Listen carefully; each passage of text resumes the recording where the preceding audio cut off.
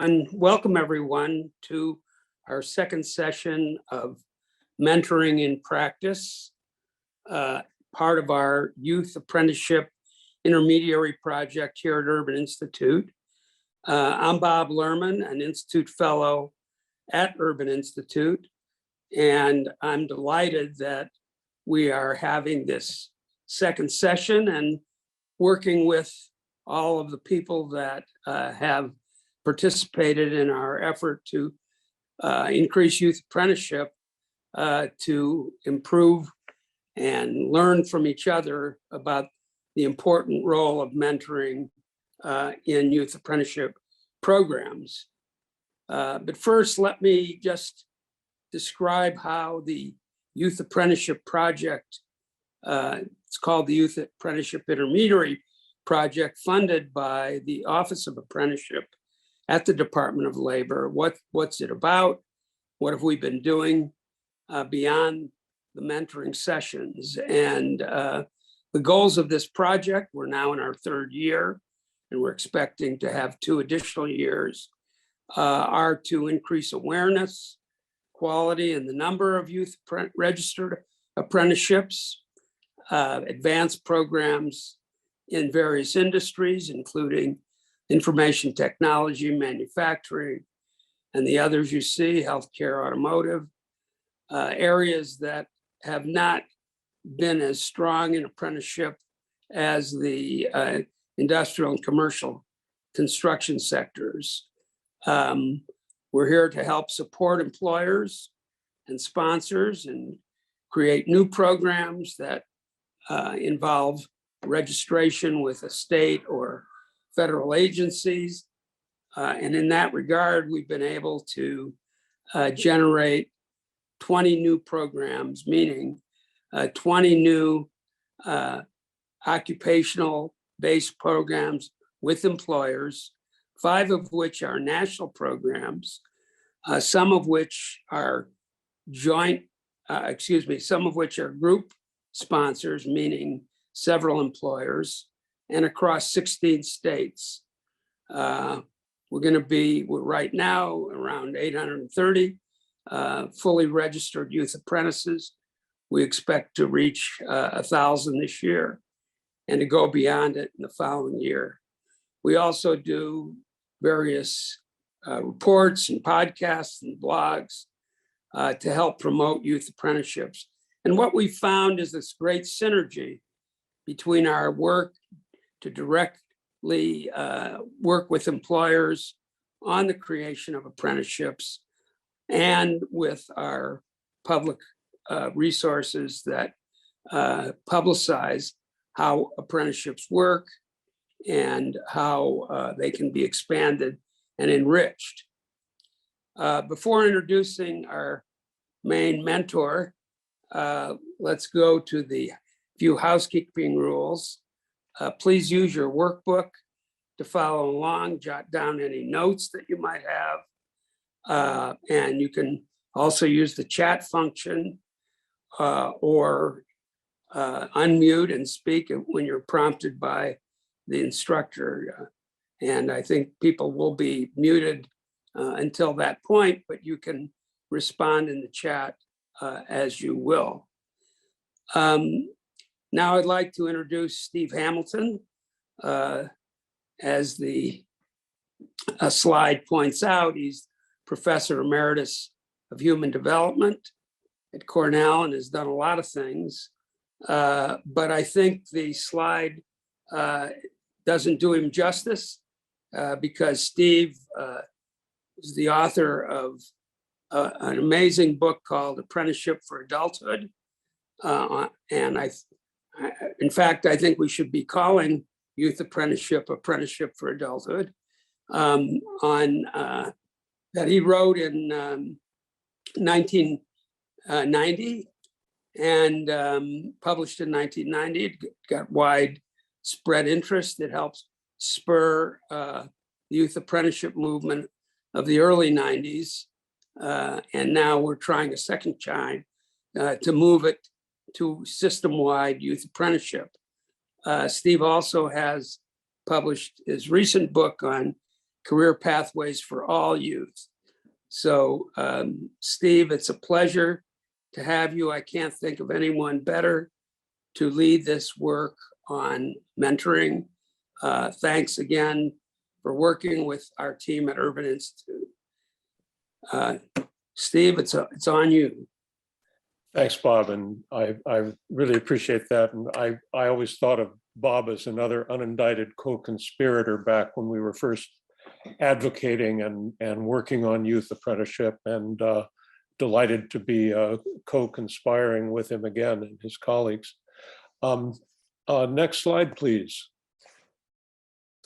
Our agenda today, as there will be an introduction, of course. I'm going to review a few of the things that I've talked about in the first session, knowing people forget, and also recognizing that quite a few of you were not in the first session. The main focus of today's session is going to be on how mentors teach. Mentors of youth apprentices being more involved in teaching than mentors in some other situations. There will be a breakout toward the end. Wanted to have one earlier, but it didn't work that way. At a couple of different points, you'll be able to weigh in either on the chat or by unmuting, and I'll let you know when you can do that. Next slide, please. Two main goals. One is that you will get an understanding of how mentors teach, with special focus on technical competence, and I'll explain that in a minute. But you will also consider the range of topics that you'll advise your apprentice about. And that wording reminds me that I'm aware many of you, I think most of you from the chat are not in fact actively mentoring unless you're doing that on the side. Your main role has to do with a broader responsibility. Just I'll be aware of that, but I'll still be talking to you as if you were all mentors. Next slide, please. So last time I talked about roles of mentors, the things mentors do. Teaching is one, advising is another. Those are the two we're going to concentrate on today. Mentors also are advocates, they're confidants. We'll get into that a little bit, and they are role models. Next slide, please. Mentors teach and advise about technical competence, meaning how to get the job done and do it well, about personal competence, how to be a good worker and have a productive career, social competence, meaning how to work well within an organization, and then problem solving and critical thinking, which is doing work that is not routine. We'll spend most of our time on technical competence and focus on problem solving and critical thinking, but what we'll get into have to do with all of these mentor roles. Next slide, please. I've made a point that previously that mentors teach apprentices while working alongside them, and this is a great advantage. Those apprentices can be useful as helpers. They can learn just by being in the workplace, by hanging around and setting up the workplace, dealing with the tools, fetching things, cleaning up, and those are traditional activities that apprentices have performed over the years, and they aren't bad things for them to do. They're just not sufficient. Apprentices need to do all the work that's required in the occupation that they're learning, but they can't be programmed as robots to mimic their mentors' actions. They have to learn in order to be expert, really adaptable workers. They need to understand the principles of how to do something, why are they doing it that way, and they need to learn how to cope with unusual problems, and probably most important of all, they need to learn to learn. so they can learn new things as those come along, which they will. The simplified way of describing teaching on the job is show and tell, what you used to do in kindergarten. You show your apprentice how to do something while telling them both what you're doing and why you're doing it that way. But it's more complicated than that. Sometimes you tell first, then show. The explaining part is really important. Mentors need to make a habit of thinking out loud, talking to their apprentices before, during, and after performing a task. Next slide, please. This is a way of summarizing different ways workplace mentors teach. They demonstrate how to do the work while the apprentice is watching and helping. They explain both what they're doing and why. They monitor the apprentice's work and give constructive feedback, meaning they're watching, they're commenting, they're making suggestions, correcting. A particularly powerful method is posing reflective questions. This is a way to help the apprentice think about what they're doing and to check their understanding. You might ask, what do you think would happen if you did that the other way? Something like that, just to get them to think. Finally, mentors engage their apprentices in joint problem solving, working together on problems that the mentor may not know how to solve initially. That process of going through it, working through it, is a learning experience. Show and tell only describe the first two ways of teaching. And in the research my wife and I have done, we found that pretty much everyone uses those, along with the third, the monitoring and giving feedback. The last two are associated with the mentors who were identified for us as outstanding. But we've also found that mentors can learn how to do them. So we'll start by spending more time on constructive feedback and then go on with reflective questions and problem-solving projects. Next slide, please. In the first session, I shared a couple of anecdotes about giving feedback. In one of them, the mentor told his apprentice that he'd arrived too late for their meeting and they'd just have to cancel it. This was on the harsh side, but the mentor went on to say that he thought it actually strengthened their relationship because it showed he had the apprentice's best interest at heart. In the other, a mentor regularly pestered her apprentice about using the Queen's English because she needed to learn to speak a different language at work than she used at home and with friends.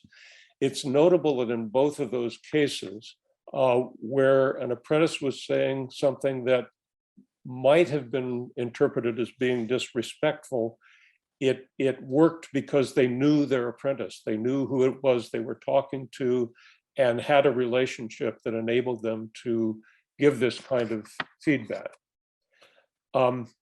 Evaluating someone's work and telling them what they did right and wrong, or more tactfully, how it can be improved, is an art.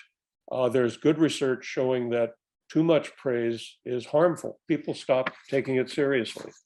On the other hand, too much negative criticism and they can become discouraged. You're not trying to convince your apprentice that they're an idiot.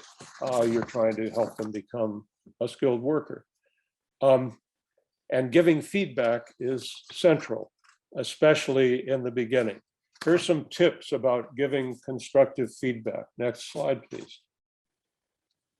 You want to be specific so that your apprentice gets an idea of how to improve. The feedback should be timely. It should be given quickly and regularly. It's not a good idea to store it up and have a sort of monthly performance review where you unload it all. That's a bigger picture time. That's a good idea, but feedback should be given quickly. You need to talk about behavior. Describe what you see with minimal interpretation. You're not allowed to read someone's mind and tell them why they did what they did. Just say what you saw. praise is important, but sometimes the point is to point out something that the apprentice is doing well, and then fit in something else that they did wrong, but don't always be pointing to the wrong things. Next slide, please. So recognize that your apprentice will sometimes notice deficiencies without you having to state the obvious. With many tasks, when something's done wrong, it's obvious because it just doesn't work. What they need is help figuring out how to do it right. You want to keep lines of communication open, encouraging questions and further discussion by what you say and how you say it, rather than shutting that down. And here's the overlap of reflective questions, which we're going to talk about more, are especially helpful to enable self-criticism. You ultimately want your apprentice to be able to recognize deficiencies and correct them independently without relying on you all the time. So you could ask, why do you think that went well? What about it went well? What do you think you could have done better? Or how would it have made a difference if you did something else? You need to remember that what works well once or twice may not work a dozen times. Any method can lose its effectiveness over time. Just ask your kids if you don't believe that. Good feedback varies too, depending on the apprentice and your relationship, just as the anecdotes I relayed to you illustrate. Next slide, please. I'd like you to consider a question and then use the chat, and we'll open the mic for a couple of minutes afterwards. Leaving aside, you're fired. What's the hardest feedback you've ever received or had to give to someone? Then, was that feedback constructive or not? What made it or could have made it constructive? I know that's a lot, but it'll I hope get you starting thinking. Please take some time now and use the chat.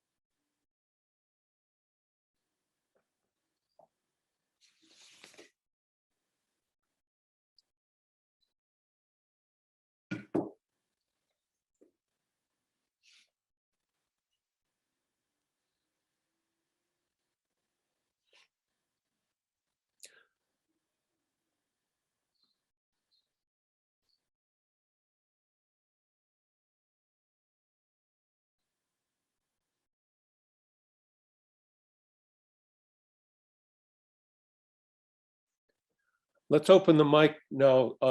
Let people unmute now so they can jump in briefly. Some nice examples coming up on the chat.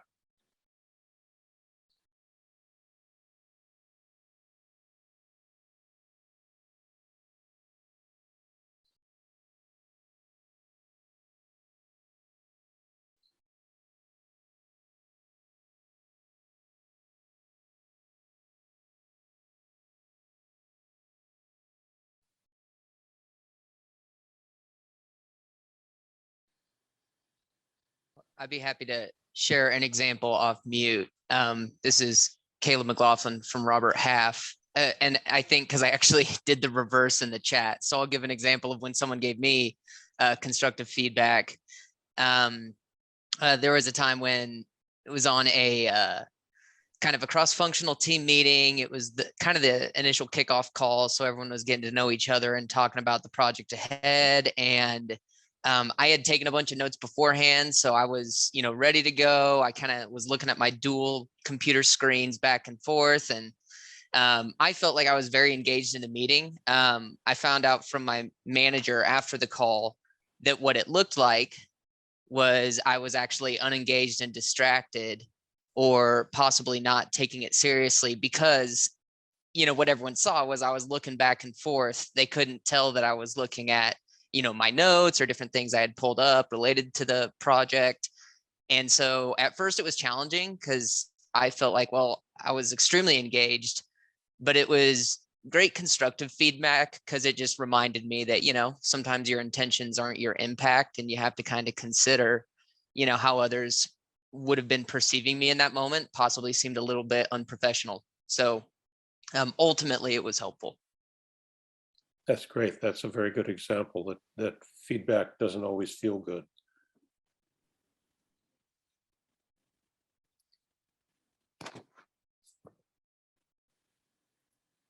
Okay, let's go to the next slide now.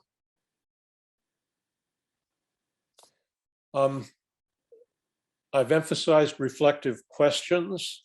So you may know this as the Socratic method. Socrates famously believed that people really had knowledge in their heads and it just needed to be drawn out.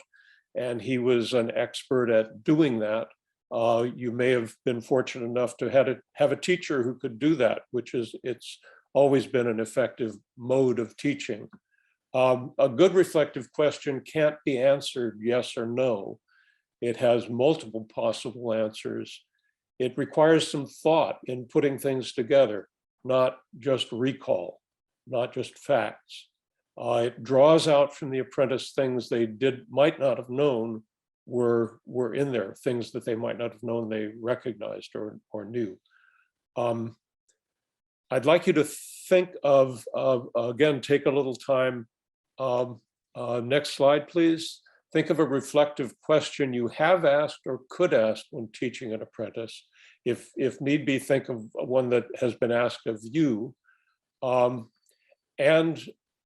about how that worked for you. Again, use the chat, and then we'll open up the mics for a minute.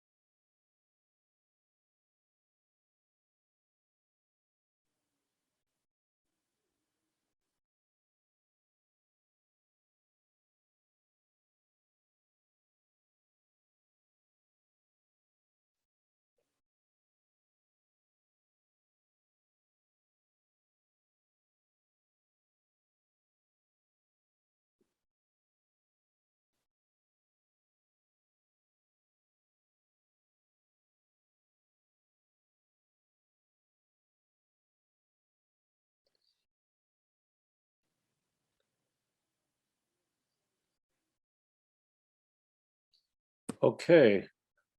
Some very nice questions. I like Benji's word pre-mortem. What will go wrong with your plan? It's maybe a bit of a morbid word, but it's a good exercise to go through. Anyone wish to comment?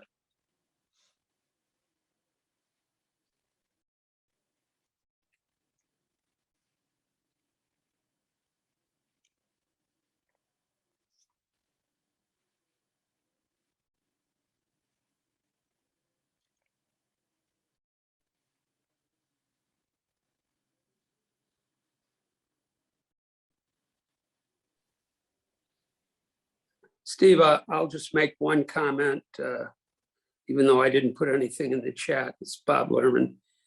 I think having them think about risks and benefits is an important way of considering people's work, especially in environments where safety is critical. And also, even in cases where some slowdown of a project might put the whole project at risk, or certain errors might put the project at risk. So thinking about, what are the risks that you might worry about? Good point, and an economist's perspective on things.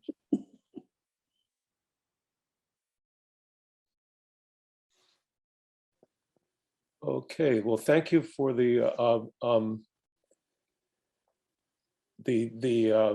what would success look like is a nice one. Very, very good suggestions here.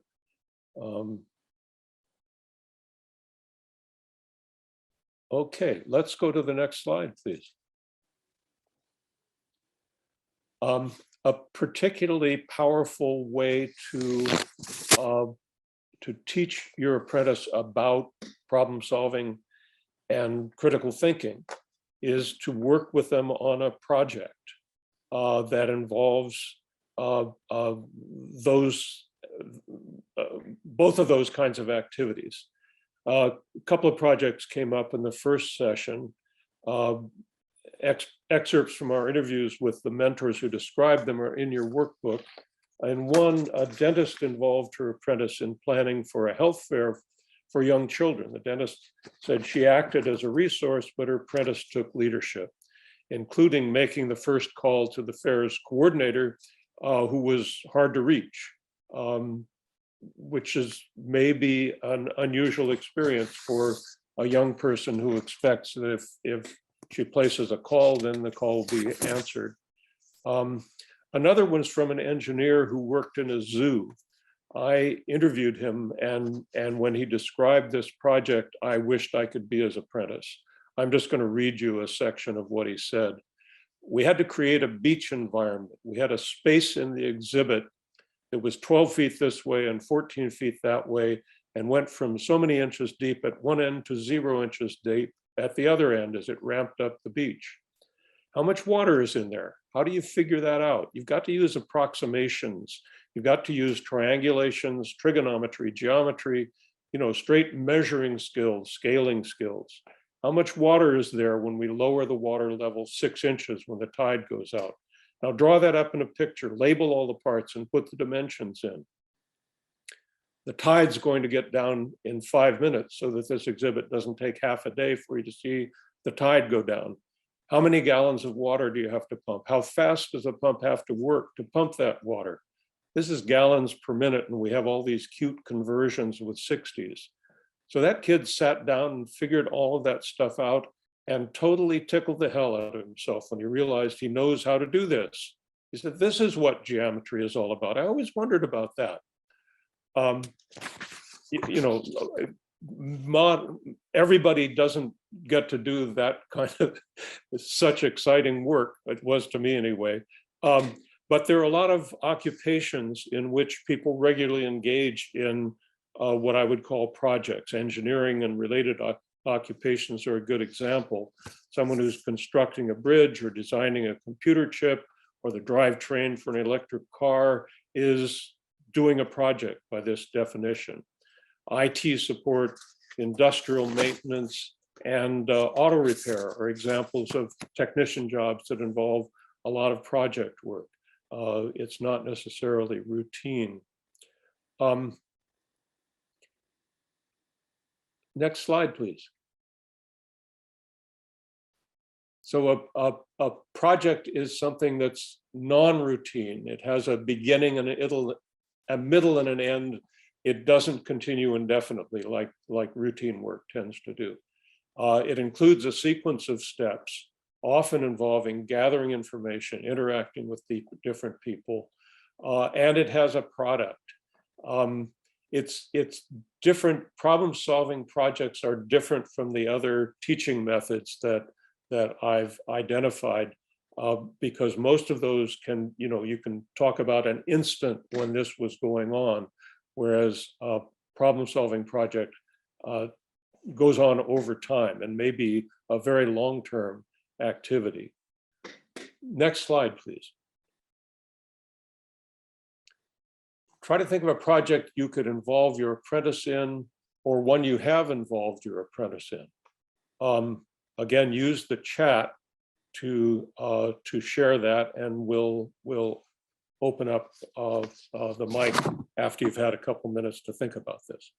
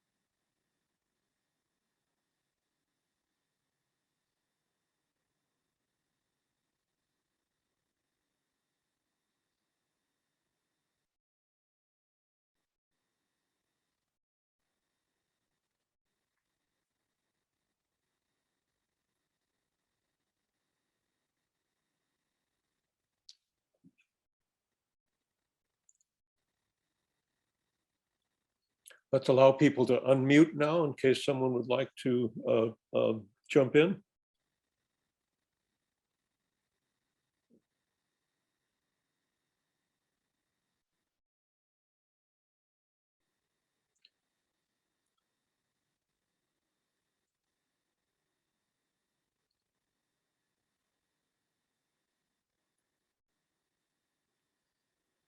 some mentors have what they call desk drawer or sandbox activities that are project-like activity exercises they can give their apprentices to work on during downtimes or when they have to be away.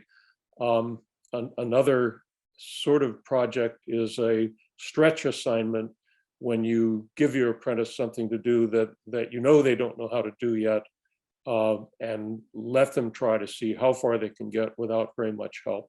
Of course, being available if and when they run into a wall. These are kind of variations on the project notion.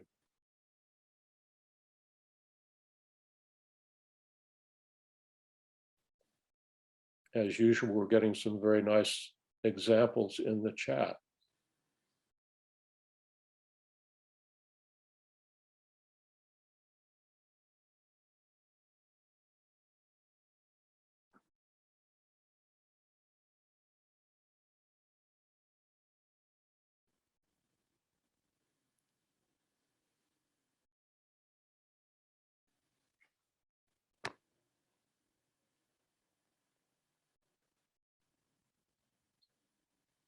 I like the idea of engaging your apprentice in a research project and giving a report. That appeals to me, of course, as an academic.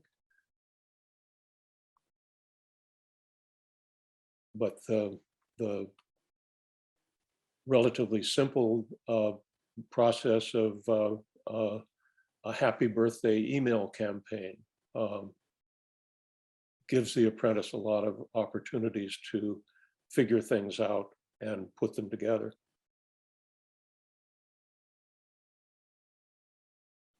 Okay, let's move on then. Next slide, please.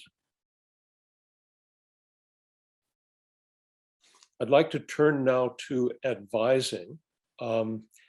Teaching and advising aren't clearly distinct all the time. They can blend in together. But some of the things that mentors need to pass on to their apprentices are not techniques, facts, rules. They're really opinions and, well, advice. For example, you will want to give your apprentice a picture of how the organization works, understanding that apprentices don't really know about work organizations very much, and the whole notion of hierarchy may be unusual, but also so that you want to sort of spell out how things work formally, but you might want to add some insights. For example, if you have a problem that I can't answer a question, you're supposed to go to your manager, but our manager can be hard to get in touch with sometimes. And Susan over there isn't a manager, but she's really sharp and people here respect her. So you can always go ask Susan and she'll steer you straight. That kind of, sometimes it's called tacit knowledge, the informal structure of an organization is an important kind of thing for an apprentice to learn about, but that isn't as straightforward as teaching them how to do the job. Advice varies depending on the mentor's experiences and values. Unlike teaching a technical skill, there isn't necessarily a right or wrong way, and your apprentice may or may not accept what you have to say. Very important kind of advice that's easier to handle is about career paths. You as a mentor are an expert on the career path your apprentice is interested in because you've traveled it already. You don't have to be a career counselor. Simply talking about how you got to where you are, bringing up the barriers you ran into, the ways you surmounted them, the wrong turns you might have taken, the kind of education and training you needed to get into your position are all really, really important. Most kids have in mind, well, I'm going to go to college and then I'll be a lawyer or whatever it is they want to be. They don't know what the steps are from here to there. And you are in a position to give some valuable advice about that. We had a mentor in our youth apprenticeship demonstration project who was a physical therapist, and she was able to explain to her apprentices that they shouldn't enroll, if they wanted to be a physical therapist, they shouldn't enroll in the community college's physical therapy assistant program, because they'd only be certified as an assistant. If they wanted to become a physical therapist, they'd have to start over again, which hadn't been true when she was starting out. This is the kind of in-depth, very detailed knowledge that career counselors don't have, because they have to know about many different occupations. You know a lot about yours. Advising is especially important for youth apprentices. They're doing adult work, but they aren't adults yet. Because our society segregates people by age outside the family, most teenagers don't have trusting relationships with adults outside their family. As your relationship develops, therefore, your apprentice may start asking for advice about personal issues, things that go outside the workplace. It's really up to you how far you want to go in this direction. If your apprentice wants to talk about something that makes you uncomfortable, you should respectfully tell them that. If you can, you could help them find someone else who could give advice on a topic that you're not prepared to help with. What we'll work on now is thinking in advance about both what you're willing to give advice about and how far you're willing to go. We had a lawyer in a training session who said he would never give financial advice because that would make him liable. On the other hand, I interviewed an auto mechanic who said his apprentice had asked him, should I accept this credit card offer I got in the mail, a high school student? The auto mechanic said, a credit card's a very useful thing to have, but never use it to buy something you don't already have the money to pay for. He's not a certified financial advisor, but that was excellent advice. A bank executive told us that she was the one who went to her apprentices' parent-teacher conferences because her apprentice's mother was an alcoholic and couldn't be depended on.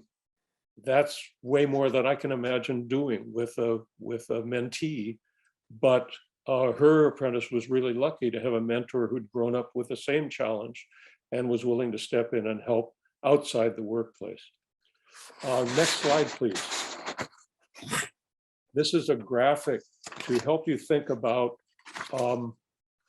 what kinds of things you'd be willing to give advice about. And these four don't exhaust the range of possibilities, but they give a good sample. And how far on each one of those you'd be willing to go between just talking about work and whatever my apprentice needs, I'm willing to help. You're going to be randomly assigned now to a breakout room, and in your workbook, there's a copy of that same graphic. I'd like you to use that to think about and place a mark on each one of the four issues on the line to indicate what you'd be willing to advise your apprentice about and where you fall on the continuum from left to right. Remember, this is your personal preference. There isn't a right answer. You should also recognize that your ideas about this could change over time as you develop a relationship with your apprentice. The main thing is that I don't want you to be taken by surprise and get in over your head on the one hand, starting to talk about something that you shouldn't, or on the other, to miss a chance to be helpful when you might have been. Okay, I don't know if everyone got forewarned, but I'd like to have someone report back from each of the groups, so we get a sense of what went on in the groups we weren't part of. I was a part of Bhavani's session, and I can certainly speak to the greater group. There was a fairly large consensus that it was somewhat no limits, right? And I think, within reason of understanding your purview, your experience, and what value you can provide, but it was also lending that individual your resources and your network and getting them connected with somebody that may be a better point of contact, or have a more, specialization. We also talked a little bit about how things don't happen in a vacuum, right? What's happening in these individuals' lives personally are going to impact them from a professional standpoint, and just understanding that as we're leading them through some of the exercises, the discussions, and being open. I think it's also just recognizing their vulnerability, because opening up for a lot of these mentees will be challenging and take some time, but when they finally do and they ask you questions, you don't want to shut the door or say, hey, that's not the right space for this, or this isn't a safe space for that. Good, thank you. Another volunteer?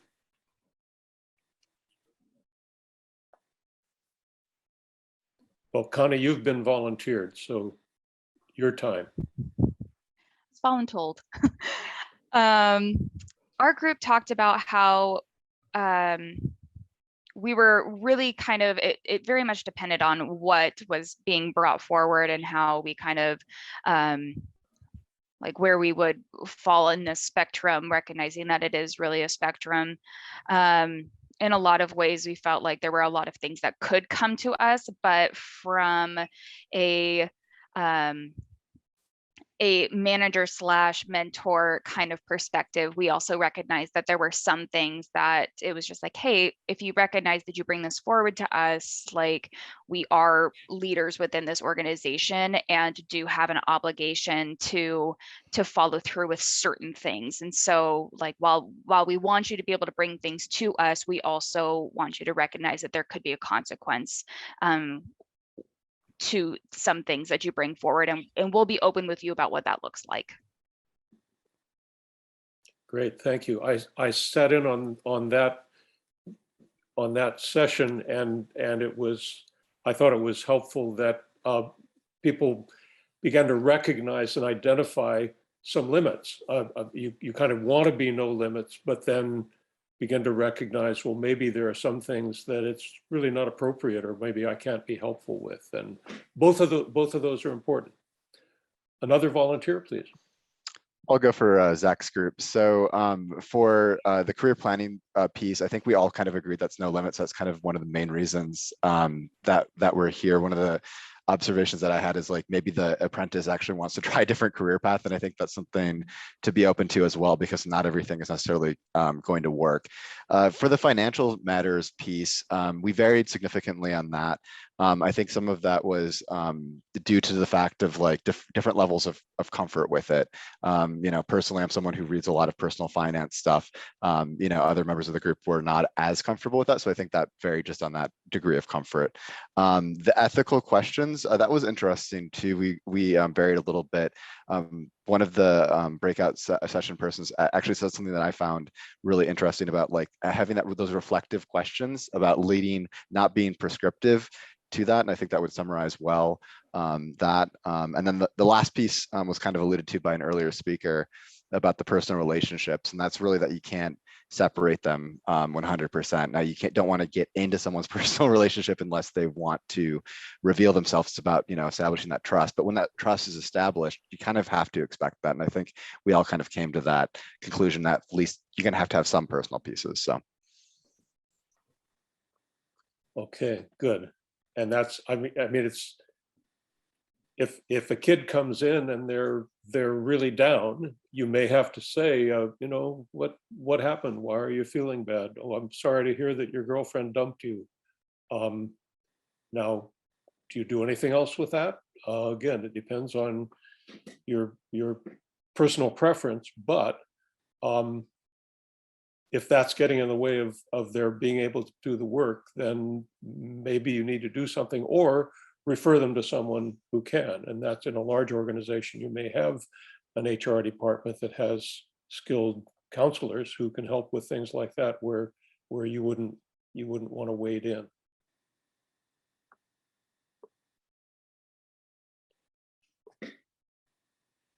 we have a little more time if anyone would like to comment further on this topic. And if not, we will go to Q&A.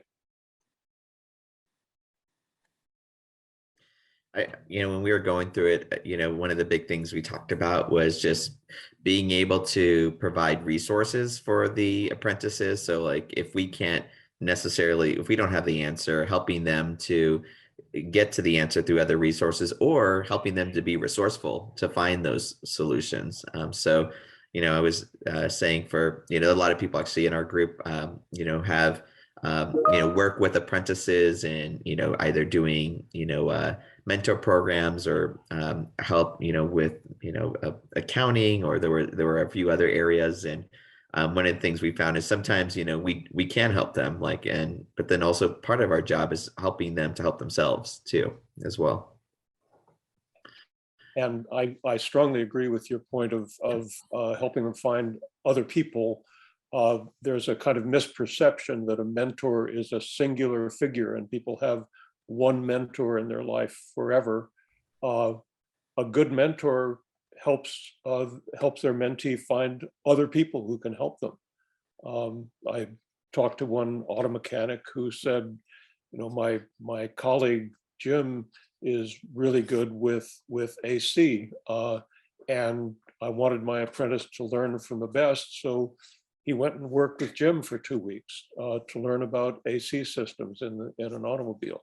That's a wonderful thing for a mentor to do, is look for opportunities for their apprentice to learn and places they can go for help if you can't give it.